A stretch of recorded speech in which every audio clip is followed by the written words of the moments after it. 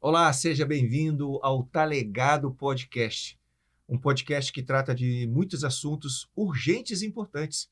Aqui nós vamos falar sobre paternidade, sobre bênção, sobre herança, sobre legado, sobre os papéis que os pais e mães devem exercer dentro das suas famílias.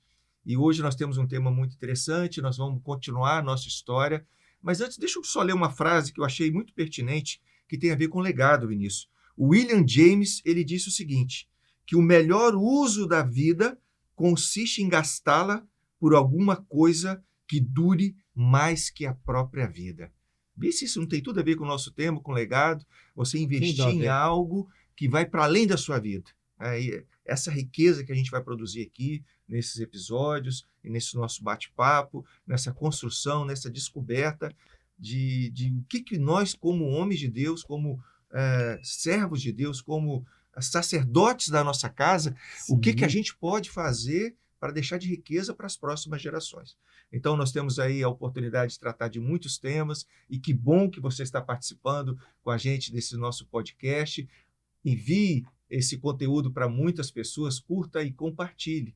Não é verdade, Vinícius? É muito legal estar aqui conversando entre amigos, batendo papo e nesse assunto tão importante para os dias de hoje. Sempre muito bom, Fábio, é um prazer e poder estar trazendo essas informações agora para um público maior, porque como você sempre diz, faz parte do legado a gente proliferar a informação dentro de casa e também para as outras pessoas. Né? E que bom que agora tem muitas ferramentas, o podcast está sendo espalhado aí, o Brasil, o mundo pode ter acesso e quem sabe muitas pessoas vão ser impactadas com esse nosso conteúdo, não é verdade? Se quiser, com certeza. Mas vamos entrar no nosso tema de hoje. O Vinícius, ele tem um ministério muito interessante, nós participamos da mesma comunidade e dentre as centenas de frentes de trabalho lá da nossa igreja, muitos ministérios, tem um que é muito impactante e que chama muito a minha atenção e que o Vinícius milita, que é uma assistência de recuperação de detentos. Então a igreja investe gente, recursos para poder fazer trabalho nos presídios e vão ali junto com aqueles presidiários trabalhar com material, com conteúdo, com alguma coisa que vai trazer recuperação.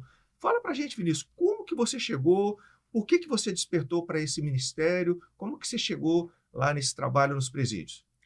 É um trabalho muito valioso, né? Eu acho que é valioso pelas pessoas que estão lá dentro e valioso para a sociedade como um todo, porque sempre que a gente consegue, né, eu digo que se a cada 100 empresas, né, que a gente trabalhar né, se recuperar, sair da vida do crime, transformar a vida, já vale demais, não só para ele, mas para a sociedade como um todo, né?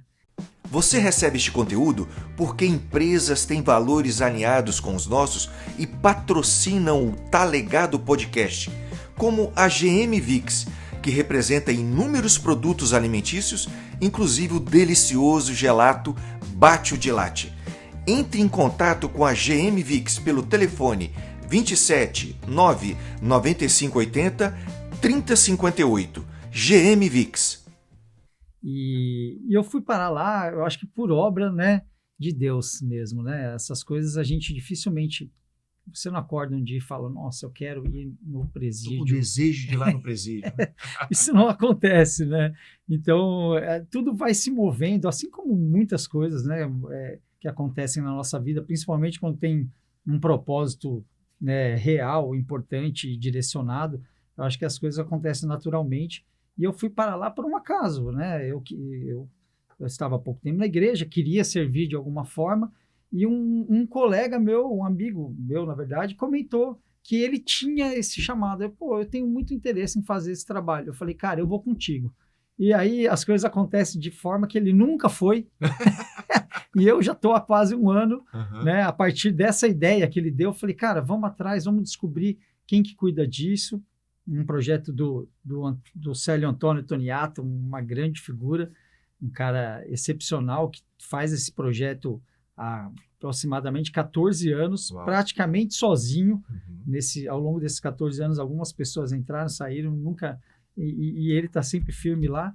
E aí, por fim, né, para resumir, por a ideia desse meu amigo, eu fui atrás desse projeto, que eu achei interessante, me habilitei, me inscrevi, comecei a participar, estou lá até hoje, né? Como eu disse, vai fazer 1 ano, e esse meu colega acabou não indo, então isso mostra que realmente tudo foi acontecendo e se moldando para me levar para esse projeto que hoje eu acho de grande valor para a minha vida, e eu acho que é um propósito que Deus teve para mim. Que bom, um encontro que Deus proporcionou e que deu muito certo, né?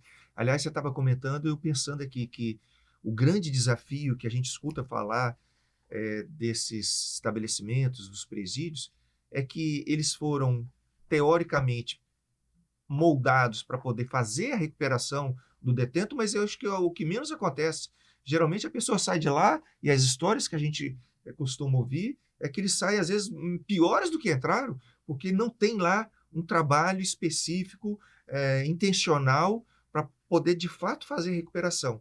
E aí eu acho que a primeira pergunta que eu queria fazer para você é o seguinte: se você, nessas suas ações lá no presídio, percebeu, porque eu penso assim, aonde que estavam os pais? Né? Se muitos lá são pais que estão deixando de criar legado, que é o nosso tema aqui, para os filhos, minha pergunta é, será que eles receberam alguma coisa? Qual a influência que os pais deixaram nas pessoas que estavam lá?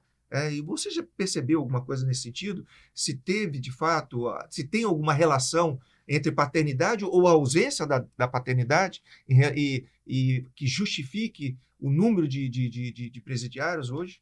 Olha, Fábio, do trabalho que a gente faz lá, a gente não tem acesso a dados específicos assim, mas a gente conversa muito com eles e é muito claro, né, que a história familiar influencia muito, né? O lugar onde eles cresceram, a atenção dos pais para eles, né? Eventualmente a gente tem alguns lá que se manifestam até do tipo, não, até eles fazem isso até meio que no sentido de tentar trazer uma culpa para eles, né? Do tipo, olha, eu tive uma família bacana e eu tô aqui por minha causa, tentando puxar a responsabilidade. Mas, no geral, a gente escuta muitas histórias mesmo. Então, quando a gente entra num assunto que, eventualmente, a gente fala de traumas, de paternidade, de orfandade, você tem sempre um número muito grande ali de detentos que tiveram problemas, né? Muitos não tiveram pais, não sabem quem são os pais, outros foram órfãos muito cedo, né? Ficaram órfãos muito cedo, outros tinham já famílias, né? Às vezes o rapaz está ali e ele, na infância dele, ele visitava o pai dele na prisão, então é uma herança que ele traz do pai dessa história, né? E o grande problema disso tudo é a transferência, né? E nós falamos um pouco disso no nosso primeiro episódio, que é sempre tentar quebrar, né? Romper um pouco, bater a claquete, né? Da herança de problemas, né? Desse legado ruim que muitas famílias trazem para começar um novo, e é desafiador, né? E lá a gente enxerga muito isso. Eles estão reproduzindo muitas vezes os problemas que eles tiveram na vida deles com paternidade, com estrutura familiar, e estão transferindo isso hoje para os filhos deles, né? Então, eventualmente a gente toca nesse assunto e tenta levar para eles um pouco, né, desse alerta, né, do que eles estão refletindo pro filho deles, né, para os filhos deles, né? Muitos ali são pais, apesar de ter uma população muito jovem no presídio, especialmente, né, nesse que eu faço o trabalho, a população é muito jovem ali. E é triste porque às vezes você vê pessoas de menos de 30 anos que estão ali pela 7ª vez, 8ª vez. Tem gente que você faz as contas e fala, meu Deus, né, como você passando conseguiu? A vida toda encarcerado. Teve um rapaz que eu conversei recentemente, eu perguntei a idade dele depois que ele me falou, porque eu estava perguntando, a gente estava ali com uns 30 detentos mais ou menos, e eu perguntei quantos era a primeira vez que estavam presos. Só 2 dos 30, mais ou menos, era a primeira vez. Todos os outros já eram residentes. Todos já eram residentes. Meu Deus. E aí eu fui aumentando. Quantos já estão aqui pela 4ª vez? Aí levantava a mão. Quantos estão pela 5ª vez? E foi indo. E até que um menino levantou a mão, era a 8ª vez que ele estava preso. E eu perguntei, quantos anos você tem? Ele falou, eu tenho 29. Meu Deus. Mas ele estava a 8ª vez porque ele já tinha sido preso desde da época que ele era menor de idade, nos centros de reabilitação para menores e tal. Então, ele tem uma história de cadeia na vida dele, assim, constante. Talvez na vida adulta dele, mais dentro da cadeia do que solto, né? E ele tinha filhos, eu não lembro agora quantos, mas eu perguntei, ele já tinha filhos. E ali muitos têm filhos, né? Muitos ainda têm as suas esposas que vão visitá-los ali. E aí entra muito nessa história do legado. Eles estão trazendo um legado ruim que eles tiveram na vida deles e não estão conseguindo bater a claquete para romper isso. Essa seria a minha segunda pergunta, porque se eles não tiveram um legado, uma herança espiritual, vamos dizer assim, que fosse algo positivo para a vida deles, como que você acha que eles estão exercendo esse legado daqui para frente? Você acha a probabilidade dos filhos deles entrarem pela mesma situação, cometerem os mesmos equívocos na vida? Ou você acha que é possível, mesmo estando encarcerados, eles serem ativados para a importância de deixar um legado positivo e mesmo ali naquela condição desfavorável, deixarem um legado para os filhos dele? É bem difícil, né, Fábio, esse rompimento, ainda mais na situação que eles estão, distantes dos filhos, né? Muitos não têm relacionamentos bacanas com os filhos, até por... Tem gente que está lá que teve pouco contato com o filho. Meu filho tem 5 anos, eu estou preso há 4 anos e meio. Nem conhece mais o filho. O filho nem conhece o pai também. Ou o filho conhece o pai preso só, nunca conviveu com o pai em casa, né? Mas aí tem os perfis. Tem aqueles que você percebe que mesmo lá dentro já tiveram uma mudança, né, de pensamento e já tentam transferir, né, uma outra ideia para os filhos, já tem essa preocupação de transferir uma informação, de romper esse fluxo, né, essa herança com os filhos. Agora, outros você vê que eles estão tão envolvidos com a própria vida e com esse fluxo, né, e fica amarrado nessa cadeia, né, não até na cadeia que eu digo desse ciclo de pensamento e de vida, né. Recentemente... A cadeia física e a cadeia mental. Exato, né? A cadeia mental às vezes é absurda que eles têm ali e às vezes até não ter a ideia do quanto ele está refletindo isso nos filhos e na família dele lá fora. Às vezes ele sente que ele só está ausente, ele não sente que ele está impactando de forma de deixar uma marca, de deixar um legado, de deixar uma influência. Ele acha que ele só está ausente, né? E um grande problema ali, você vê que é uma influência do mundo, a própria criminalidade, eu acho que ela tem muito isso. Recentemente a gente teve um debate lá e eu fiz uma comparação muito com um encontro de homens que a gente tem, né, na igreja.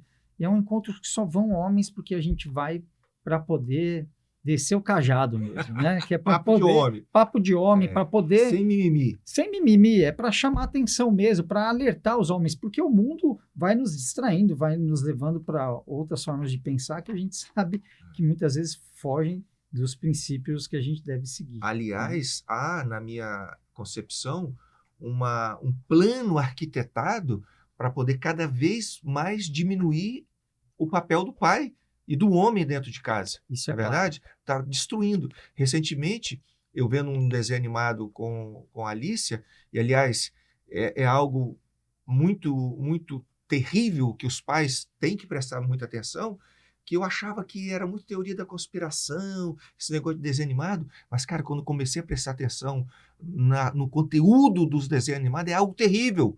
É algo assombroso, espiritualmente maquinado para poder destruir mesmo. E eu estou me lembrando, por acaso, aqui, de um desenho recente que a gente estava assistindo, onde a figura do pai era nada.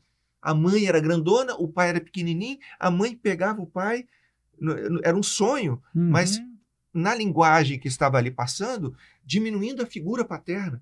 Então, eu acho que há, de fato, uma estratégia de uma mente brilhante e diabólica que vem aí conduzindo a história, introduzindo esses conceitos para cada vez mais diminuir a importância dos pais, principalmente do homem. Não é verdade? E o grande problema, a gente estava discutindo isso lá, acho que uns 10 dias atrás, é o fato do homem tá caindo nessa arapuca, né? Eu falei para eles lá, a gente estava fazendo um bate-papo assim de homem mesmo, eu ainda fiz essa comparação, falei para eles, ó, nós estamos aqui só homens, e é igual o nosso encontro lá na igreja de homens. É um encontro que não tem frescura para falar a verdade, é para alertar um, alertar o outro. E o que eu quero trazer para vocês aqui, eu falei para eles, é que o homem está perdendo o foco da masculinidade, do que é ser homem, do que é ser macho, né? Eu falei, agora, machão é o cara que não dá satisfação para a mulher e sai do trabalho e passa a noite num boteco enchendo a cara. Na mentalidade de muitas pessoas do mundo aí, da sociedade, e que é esse maquiavélico está trazendo para o nosso mundo de hoje, está convencendo os homens de que isso é ser machão, enquanto a família dele está em casa sozinha, sem proteção, sem o sacerdote daquele lar, né? Ou, como eu dei de exemplo lá, muitos quiseram ser machões, até às vezes para defender a família, mas eles se desvirtuaram. O cara está ali preso, às vezes há 10 anos preso, ou seja, ele está ali, às vezes justificando que ele era muito homem, que ele matou alguém, que quis ameaçar a família dele. E eu falo, cara, isso, até que ponto isso é ser homem? Nenhum. Você quis se mostrar homem para uma sociedade que está manipulando esse conceito, e aí você está aqui preso e a tua família está lá, abandonada, sem um homem para sustentar a casa, para proteger a mulher, para orientar os filhos, para ser um exemplo para a família. Então, a gente entrou nesse assunto lá e é até bacana ver como eles vão captando essa mensagem, porque eu acho que eles vão analisando a vida deles e eles vão enxergando um pouco disso e que reflete, naturalmente, eu estou falando de uma comunidade específica, que são dos encarcerados ali, que muitos vêm de poucas oportunidades na vida e vidas de crime, que é um perfil muito específico, mas que isso a gente enxerga em todos os aspectos da sociedade, aí, em todos os níveis de sociedade, que é essa distorção do que é o papel do homem, né? Que você deu o exemplo do desenho, e a gente vê isso muito na mídia hoje, essa tentativa de distorcer, e o mais preocupante é você ver muitas sociedades e muitos homens aceitando isso como se realidade. E eles tentam se enganar, né? Que é esse exemplo que eu dei. Ah, não, eu sou machão porque eu faço o que eu quero da minha vida, porque se eu quiser passar a noite no boteco, eu passo, porque se alguém mexer comigo, eu dou porrada, porque no caso deles, lá especificamente, né? Porque se alguém me ameaça, eu dou um tiro e mato. Eu falo, cara, mas isso é ser machão? Eu achei que ser homem era estar do lado da família, não estar aqui encarcerado e deixando a sua família sozinha lá. Ou no caso, né, que acontece em muitos outros casos aí, ser machão para o cara é estar no boteco a noite inteira sem dar satisfação para a mulher. Eu falei, cara, eu achei que ser homem era estar em casa protegendo a família, não estar aqui com um monte de outros homens enchendo a cara, fazendo coisas terríveis e tal.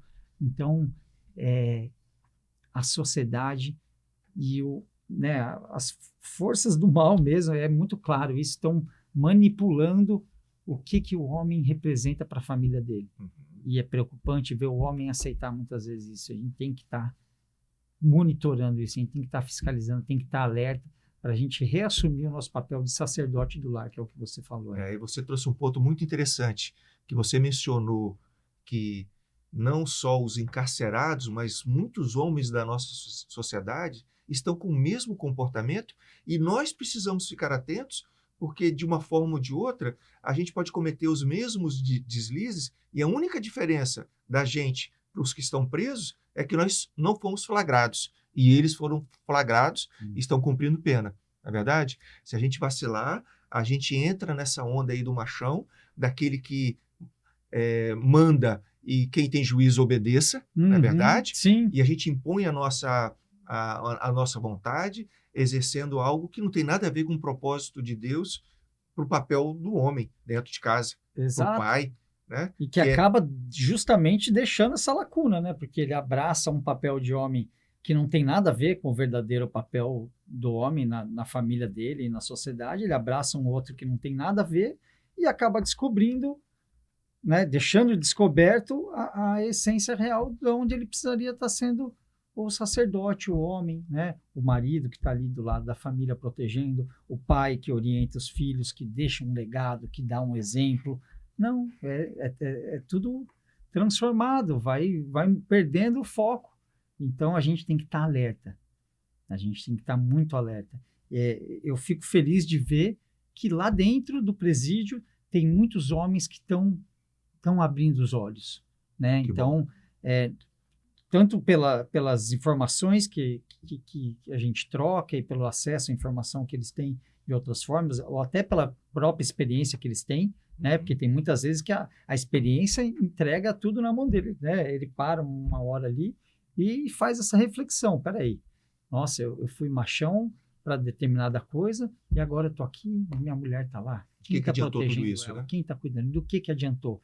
Né? E muitas vezes pela própria palavra, né? Então a gente encontra ali homens que muitas vezes nunca foram voltados a Deus, nunca tiveram acesso à palavra de Deus e lá dentro estão aproveitando o tempo livre que eles têm, estão se aprofundando e isso traz o direcionamento para eles. Isso, a própria palavra começa a mostrar para ele o caminho e aí a hora que você toca no assunto, ele vem e traz já a bandeja e fala, cara, eu já caí nessa realidade, eu já peguei essa informação, eu já saquei esse drive aí. E aí a gente começa a ver transformações acontecendo naqueles homens lá dentro. E aí o grande desafio, que daí é um outro assunto, é como perpetuar isso para a hora que eles saem, né? Mas a informação é essencial, porque a desinformação hoje é absurda, né? Tanto a desinformação pela falta, quanto a desinformação que é a informação errada, né? Que é o que você deu de exemplo aí, que a gente vê muito. E os homens estão aceitando isso, né? Coisas que é, às vezes, confortável de trazer, né? Parece que é cativante, que é gostoso, e no fim está deixando o papel de sacerdote, de homem, de lado, e aí a família vai sofrendo com isso. É verdade. Cara, nós já vamos caminhar para o nosso encerramento do nosso episódio de hoje, mas eu fico muito feliz de você estar envolvido nesse projeto. Jesus falou sobre isso, né? Sobre a importância da gente estar visitando os encarcerados. Na sociedade isso às vezes não é muito bem visto, porque acham que eles têm que pagar a pena, porque são criminosos, porque cometeram crimes, mas como eu acabei de falar, muitas vezes a diferença é que eles foram flagrados e nós não fomos flagrados. E são criaturas que têm alma, têm família e são alvo do amor de Deus, né? E vocês estão lá fazendo esse trabalho, parabéns.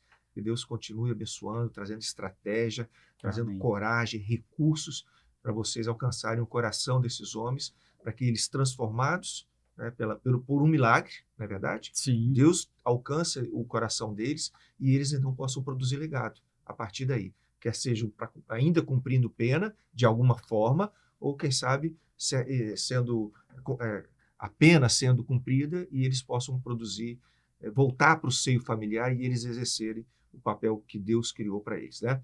Mas nós estamos aqui batendo papo e eu quero te oferecer mais um cafezinho.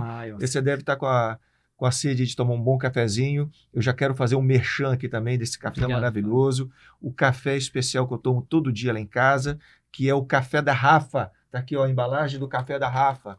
Uma grande amiga, produtora de café especial. Muito bom. Ali da região de Lajinha, lá no sítio Bonanza. O sítio Bonanza produz o maravilhoso Café da Rafa, um café totalmente preparado de forma artesanal, 100% arábica, lá de Lajinha, de Minas Gerais. Então, se você quiser adquirir um bom café, tá aí o Café da Rafa, certamente você vai estar muito bem servido. Vamos brindar aqui então o nosso cafezinho, coisa boa. Saúde. E é isso, gente. Vamos terminar o nosso episódio aqui. Que Deus te abençoe, que Deus possa trazer uma revelação para você de qual é o seu papel na sociedade. O Vinícius aqui trouxe um exemplo da dificuldade que é exercer um ministério quando lá no presídio traz essa informação e o que eles podem fazer se estão presos, estão encarcerados. Mas se você está assistindo esse podcast, Deus está te dando ferramentas, está te dando recursos para você exercer a sua paternidade e deixar um legado bacana para os seus filhos e para as próximas gerações. Um grande abraço, que Deus te abençoe. Eu te espero no próximo episódio do podcast Tá Legado. Um grande abraço e Deus te abençoe. Tchau, tchau. Show!